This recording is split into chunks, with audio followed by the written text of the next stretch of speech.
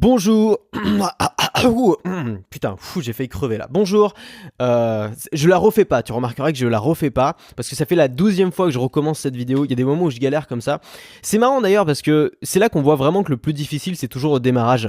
Et ça te fait peut-être ça aussi si tu fais des vidéos sur YouTube, c'est que souvent, moi je recommence mes vidéos plusieurs fois, parfois jusqu'à 5 fois, 10 fois. Là, c'est quasiment la 10e fois que je la recommence parce que j'ai raté l'intro à chaque fois et même la 10e fois je la foire. Donc tu vois, c'est pas, ça aide pas. Et souvent, au bout d'un moment, quand je suis parti, tu vois, au bout de 3 minutes, je peux parler pendant 20 minutes et je coupe plus rien. Donc c'est vraiment le début, le démarrage qui est le plus difficile. Il y a un grand auteur qui s'appelle Jim Rohn qui a dit « Ne raconte pas ce que c'est, raconte à quoi cela ressemble ».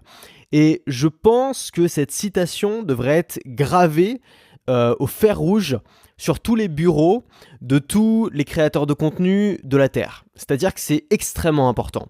Si aujourd'hui tu es créateur de contenu, si aujourd'hui tu es youtubeur, podcasteur, facebooker, instagrammeur, blogueur, ce que tu veux, si aujourd'hui ton but c'est de faire passer un message aux gens, c'est de faire passer des idées, c'est peut-être de vendre des produits, si ton but c'est de convaincre, si ton but c'est de persuader, si ton but c'est de faire passer un message, si ton but c'est d'avoir de l'impact, il y a un moment il faudra passer par là, il va falloir comprendre dans quelle bulle de référence est ton audience. Je m'explique. Ce que j'appelle une bulle de référence, c'est comme une sorte de bulle invisible qui est autour de nous et qui comprend toutes nos références, c'est-à-dire notre vision du monde, notre vision de la vie, notre vision des autres, notre vision de nous-mêmes. Et cette bulle-là, elle est façonnée. Chacun a sa propre bulle de référence et chaque bulle de référence est façonnée par notre éducation, par nos croyances, par notre expérience, par tout ce qu'on a vécu finalement, tout ce qu'on a appris depuis qu'on est petit. Et chaque personne a vécu une vie différente, a une famille différente, a une éducation différente, a grandi dans un milieu différent, a rencontré des personnes différentes. Et donc, chaque personne a sa propre bulle de référence. Et l'erreur, une des premières erreurs que font les créateurs de contenu qui veulent faire passer leur message, c'est qu'ils ignorent complètement la bulle de référence de leur audience. Ça veut dire qu'ils vont parler seulement en fonction de leur propre bulle. Ça veut dire quoi ? Ça veut dire que ils vont parler de convictions qui sont leurs convictions en ignorant complètement les convictions des gens en face d'eux. Ils vont parler d'exemples qui sont des exemples qui les touchent eux, mais qui vont pas toucher les gens qui sont en face d'eux. Ils vont donner des arguments qui sont des arguments qui vont les convaincre eux, mais qui vont pas convaincre les gens en face, et ils vont parler de références ou d'histoires que eux seuls vont connaître, mais que leur audience ne va pas connaître. Et ça, c'est une grosse erreur. Regarde, imagine que je veuille vendre aujourd'hui un iPhone à ma grand-mère. Drôle d'idée. Imagine que je veuille vendre un iPhone à ma grand-mère. Qu'est-ce que je vais lui dire ? Eh bien, un créateur de contenu qui prend pas en compte la bulle de référence des personnes en face, qu'est-ce qu'il lui dirait ? Il lui dirait « Waouh, regarde le nouvel iPhone, il est génial, il a un super écran Retina, je sais pas combien de pixels, il prend des photos HD, je dis n'importe quoi, j'y connais rien, il prend des super photos et tout en HDR, il a une super capacité de mémoire, tu peux mettre plein de films dessus, t'as Instagram, tu peux aller liker les photos des autres et tu peux partager ta vie en story sur Snapchat, c'est trop cool. Tu peux regarder les vidéos de Cyprien sur YouTube, c'est trop cool. » Bon, s'il essaie de convaincre ma grand-mère en lui disant tout ça, ça risque d'être difficile, soyons honnêtes. Si derrière, moi j'ai envie de convaincre ma grand-mère et que j'arrête de partir de ma bulle de référence, c'est-à-dire des choses que moi je trouve sexy dans un iPhone, mais que je me mets à la place de ma grand-mère et que j'essaie de comprendre quelle est sa propre bulle de référence, qu'est-ce que elle va trouver sexy dans un iPhone, je vais lui dire autre chose. Je vais lui dire, écoute mamie, cet iPhone c'est un super appareil photo. C'est l'appareil photo que tu as toujours sur toi, tu vas pouvoir prendre des photos de famille, tu vas pouvoir prendre des photos avec tes amis et tu vas pouvoir avoir toutes tes photos toujours sur toi pour avoir toujours tes souvenirs avec toi. Tu vas pouvoir nous envoyer des messages à n'importe quel moment, tu peux te sentir en sécurité, tu l'as toujours sur toi, et si tu as le moindre problème tu nous appelles, tu nous envoies un message, tu as déjà nos numéros qui sont entrés dedans, c'est pratique. Tes émissions de radio que tu écoutes le soir, tu peux les écouter maintenant en podcast, c'est-à-dire que tu peux les écouter à n'importe quelle heure du jour ou de la nuit, et tu peux reprendre là où tu en étais dans ton émission, ça te permet de rien rater, et je vais utiliser ces arguments-là pour lui vendre l'iPhone, c'est-à-dire pas forcément les arguments qui, moi, vont me séduire, mais les arguments qui, par rapport à sa bulle de référence, par rapport à ses besoins, qui vont lui séduire à elle. Et ça, c'est quelque chose qui est fondamental dans la vente, enfin, tous les vendeurs le savent, il faut connaître ses prospects, connaître ses clients cibles, et utiliser des arguments qui vont les convaincre eux, et pas qui vont nous convaincre nous. Et c'est exactement pareil dans la création de contenu. Je sais qu'il y a plein de gens qui détestent cette idée, et pourtant c'est la vérité, c'est que vendre des produits ou créer du contenu sur Internet, c'est la même chose. chose. La seule différence, c'est que vendre un produit, tu demandes de l'argent. Créer du contenu, tu demandes pas de l'argent, tu demandes aux gens de leur attention. Tu demandes aux gens simplement de passer du temps devant ton contenu. Parfois, tu leur demandes plus, tu peux vendre tes produits aussi, tu peux leur demander de liker, de s'abonner, etc. Dans tous les cas, tu vends quelque chose. Dans tous les cas, tu proposes quelque chose et donc tu dois convaincre. Et si tu veux convaincre, c'est les mêmes mécanismes qu'avec la vente, c'est-à-dire réussir à se mettre dans les pompes de la personne en face de toi, réussir à comprendre quelle est sa bulle de référence et donc à entrer dans sa bulle de référence. Il y a un gars qui s'appelle Joseph Sugarman, qui est un copywriter américain, qui donne 2 exemples dans un bouquin de lui que je suis en train de lire, des très bons exemples, qui consistent justement à entrer dans la bulle de référence des gens à qui il s'adresse. Le premier exemple, c'est un moment où il doit vendre un détecteur de fumée. Donc tu dis, ouais, détecteur de fumée, c'est le machin pas forcément facile à vendre, il y a plein de manières de le faire. Et lui, il le vend en l'appelant The Nose, le nez. C'est-à-dire qu'il va le présenter comme un nez. C'est un truc tout con, mais les gens qui sont en face de lui, tu vois, on est dans les années, il faut bien comprendre qu'on est dans les années 60-70, donc, ou peut-être 80, mais les gens sont pas encore vraiment habitués à avoir un détecteur de fumée chez eux, donc ça leur parle pas trop d'avoir un nouvel appareil qui fait bip bip et qui clignote dans toute la journée. Par contre, si tu leur dis c'est un nez, il va sentir la fumée comme le ferait un nez, là ça parle aux gens, tu entres dans leur bulle de référence, dans leur bulle de compétences, de connaissances, dans leur mémoire visuelle. Autre chose, un autre exemple de Sugarman. À un moment, il doit vendre un produit qui a des circuits intégrés, tu vois, enfin des circuits électroniques à l'intérieur du produit. Et donc, il va dire quelque chose que finalement que tout le monde ne sait pas, c'est que à l'intérieur de ces circuits intégrés, il y a de l'or parce que c'est une meilleure conductivité. Donc, il y a le métal or, il y a le matériau or. C'est un truc finalement qui est très fréquent, il y a souvent de l'or dans les circuits intégrés, mais la plupart des gens ne le savent pas et c'est pas quelque chose qui est mis en avant par les autres publicitaires. Lui, il l'a mis en avant parce qu'il sait que l'or, ça a de la valeur aux yeux des gens. Et donc, en intégrant l'information, qui est une information finalement assez anodine puisque tout le monde le fait, mais en intégrant cette information dans la publicité de dire qu'il y a de l'or à l'intérieur de son produit, ça permet d'augmenter la valeur perçue par les gens de son produit parce que les gens, un circuit intégré, ils savent pas ce que c'est, ça leur parle pas, mais le métal or, ça parle à tout le monde sait que l'or, ça a de la valeur. Donc c'est un exemple, c'est des exemples tout simples d'utiliser justement d'essayer de se mettre dans la place des gens qui sont en face de nous, d'essayer de comprendre quelle est leur bulle de référence, quelles sont à eux toutes leurs références, pour pouvoir leur parler directement à ces gens-là. Et toi, ton job en tant que créateur de contenu, c'est de faire le pont. C'est-à-dire que ton job, c'est de prendre ta bulle de référence à toi, ou les bulles de référence générales, voilà, ce que toi t'as à raconter, les trucs vraiment qui te passionnent, et de les croiser avec la bulle de référence de ton audience. Et ça, c'est fascinant. Ça, c'est un super jeu. C'est un truc que moi, j'adore faire. Vraiment, c'est le boulot du créateur de contenu, je trouve. C'est-à-dire que tu vas lire des bouquins qui parlent de trucs parfois un peu techniques, un peu barbares, un peu, tu vois, des termes qui vont pas forcément parler au grand public ou qui vont pas forcément parler à l'audience que tu veux cibler. Et toi, ce que tu vas faire, c'est que tu vas traduire ça dans des mots qui vont parler aux gens. Exactement comme un circuit intégré, tu vas le traduire en disant c'est un produit qui contient de l'or.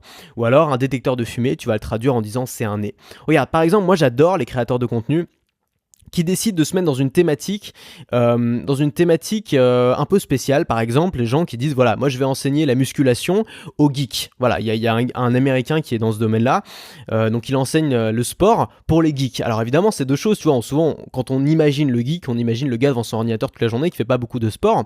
Et donc ce gars-là a eu la très très bonne idée de parler de sport aux geeks, c'est-à-dire que le geek a sa représentation du monde, sa propre bulle de référence, qui est pas du tout la même que le sportif, que le mec qui fait du sport tout le temps, qui lui est obsédé par le sport. Et donc évidemment, le marketing que tu vas utiliser pour séduire le geek va pas être le même marketing que tu vas utiliser pour séduire le sportif. Tu vas utiliser des mots différents, tu vas utiliser des analogies, des métaphores différentes, tu vas raconter des histoires différentes, tu vas faire passer un message différent, tu vas expliquer les choses différemment. Et finalement, ton contenu n'aura rien à voir, mais le résultat sera le même, c'est que les geeks, tu vas leur bouger le cul et ils vont finir par aller sur leur vélo d'appartement et par pédaler. Et ça, c'est génial. Ça, c'est fascinant. Et moi, j'adore faire ça. Enfin, c'est vraiment un jeu quand tu fais des formations, quand tu fais du contenu, d'essayer de te dire, ok, ça, c'est un truc qui me passionne. Ça, c'est ma bulle de référence. Comment est-ce que moi, je peux intéresser les gens à ça? Par exemple, moi, j'ai fait une formation récemment qui s'appelait ma base, tu vois, ça s'appelait la prise de notes intelligente. Voilà. Dans cette formation, il y avait un concept central, c'était la base de données personnelles. Moi, c'est un truc qui me fascine. J'ai toujours rêvé d'avoir ça, d'avoir une sorte de base de données personnelles où j'ai toutes mes données, toutes mes infos. sociaux. Sauf que je suis pas débile, je sais bien que le mot base de données, c'est pas le mot le plus sexy du monde et ça va pas forcément parler à beaucoup de gens. Qu'est-ce que j'ai fait? Je me suis dit voilà, c'est quoi la base de données la plus populaire dans laquelle les gens vont chercher leurs infos? C'est Google. Google, ça parle aux gens. Google, tout le monde connaît. Google, ça a même un côté un petit peu sympathique. Tu vois, on va sur Google pour aller chercher nos infos, on l'utilise tous les jours, ça a un côté sympathique. Qu'est-ce que j'ai fait? C'est que au lieu de parler aux gens, j'en ai parlé un petit peu, mais au lieu de parler seulement de base de données personnelles, j'ai traduit ça pour entrer dans la bulle de référence des gens qui étaient en face de moi, et donc j'ai appelé ça mon Google perso. Et mon Google personnel, je sais que c'est une image qui va rester dans la tête des gens, je sais que c'est quelque chose qui va beaucoup plus toucher les gens que de parler de base de données qui est un mot un peu barbare, qui est un mot pas très sexy. Donc ça c'est un exemple, mais il y en a des milliers, enfin moi j'essaie de le faire régulièrement, si tu regardes un petit peu mes contenus, tu t'en rends peut-être compte, et toi tu peux le faire aussi, et ça c'est fascinant, et ça tu peux commencer par le faire. Alors tu vois, un gars qui le fait très bien, par exemple, c'est un Stan Leloup de Marketing Mania. D'ailleurs, j'ai fait coucou si tu regardes cette vidéo, qui a réussi justement à faire des vidéos. C'est-à-dire que lui, il parle de marketing pur et dur. Hein, tu vois, lui, c'est vraiment un maniaque du marketing, justement. Donc, il est à fond dedans. Et de l'autre côté, bah, il a voulu toucher des gens avec sa chaîne YouTube qui sont pas forcément très bien formés au marketing, mais qui ont envie d'en savoir davantage. Et il s'est dit, ces gens-là, bah, ils vont pas forcément taper les mots marketing sur YouTube. Ils vont pas forcément chercher les mots-clés qui, moi, m'intéressent, comme marketing, taux de conversion, ces mots un peu barbare qui parle pas au grand public. Qu'est-ce qu'il a fait? Il a pris ses connaissances spécialisées et il les a croisées avec des références populaires. Et les références populaires, c'était quoi? C'était par exemple le Loup de Wall Street ou alors des films qui ont cartonné. Et donc il a fait des vidéos qui ont littéralement cartonné, comme les techniques de vente, des techniques de vente qu'on retrouve dans le Loup de Wall Street. Je sais plus exactement le nom de la vidéo, tu peux aller voir sur sa chaîne, qui sont des super vidéos dans lesquelles justement il arrive très très bien à faire le pont entre la référence populaire, la culture populaire, le Loup de Wall Street, qui est un film qui a fait des millions d'entrées, et en face, bah, un contenu marketing beaucoup plus spécifique qui va parler à beaucoup moins de gens. Et donc grâce à ça, il a pu intéresser des gens à son contenu. C'est un peu comme l'emballage, il faut soigner l'emballage. Si tu veux offrir un joli cadeau, tu vas pas l'offrir dans une boîte à chaussures, quoi. Tu vas l'offrir dans un bel emballage, tu vas pas l'offrir dans un sac plastique, tu vas l'offrir dans un bel emballage que tu vas bien soigner, bien ficeler. Bah c'est la même chose, si tu as un beau concept à faire passer, une belle idée à faire passer, commence par soigner l'emballage. Commence par trouver un emballage qui va parler aux gens. Parce qu'ensuite, il y a pas de raison de se plaindre, quoi. Tu vois, il y a beaucoup de créateurs de contenu qui disent « Ouais, j'ai des idées super intéressantes à faire passer, mais les gens, ça les intéresse pas. » C'est jamais de la faute des gens. Faut bien, c'est comme, tu vois, c'est comme si t'es entrepreneur et tu dis « Ouais, le marché, il est pas sympa, quoi. Le marché, c'est le marché, c'est tout. The market is the market, quoi. T'as pas le choix, c'est à toi de t'adapter au marché. C'est pas le marché qui est pas sympa ou c'est pas les gens qui sont cons, c'est toi qui a pas fait suffisamment d'efforts pour rendre ton produit sexy. C'est toi qui n'as pas fait suffisamment d'efforts pour rendre les idées que tu transmets sexy, intéressantes, pour faire en sorte de comprendre la bulle de référence des autres. Et ça, c'est ton boulot numéro 1. Si tu es marketeur, si tu vends des produits ou si tu fais du contenu, ton travail numéro 1, c'est de comprendre la bulle de référence de ton audience et de t'y adapter. Et ça, c'est un boulot qui est fascinant. Et si tu veux aller plus loin, moi, je vais te donner des dizaines de techniques pour créer du contenu, justement, du contenu sur mesure pour ton audience, du contenu qui va fasciner les foules, du contenu qui va scotcher les gens. Alors je sais pas, si tu regardes, si tu as écouté cette vidéo jusque là, c'est probablement que ce que j'ai dit, ça t'a quand même un petit peu intéressé. Et ben ces trucs là, j'ai pas commencé, enfin tu regarderais mes premières vidéos, ça t'intéresserait pas, probablement mes premiers articles, ça t'intéresserait pas, parce que tout ça je l'ai appris, je suis pas né avec, tout est acquis, tout ce que je te raconte là c'est de l'acquis. Les métaphores que j'ai employées, les référents, bah le mot bulle de référence, c'est un truc que j'ai inventé, il y a plein de trucs, les exemples que je t'ai donné avec l'iPhone, les trucs que j'ai tiré des bouquins, tout ça, c'est des trucs que j'ai acquis, que j'avais pas à la base et qui me permettent de construire des contenus qui sont solides et qui intéressent les gens. Pas tout le monde, mais on s'en fout de tout le monde. Moi, mon but, c'est pas de plaire à tout le monde. Mon but, c'est de plaire à mon audience et de leur apporter de la valeur et de les aider. C'est ça que je fais.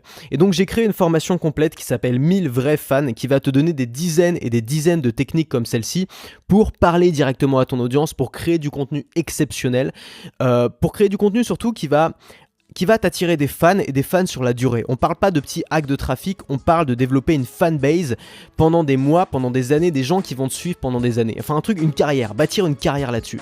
Moi c'est ce que j'ai fait, c'est ce que j'ai l'intention de continuer à faire, c'est un truc qui me passionne, c'est une aventure extraordinaire. Si tu penses que ça peut être une aventure extraordinaire pour toi aussi, suis-moi dans cette aventure et une des premières étapes ça peut être cette formation. Évidemment il y en a d'autres, hein, il y a d'autres moyens de progresser.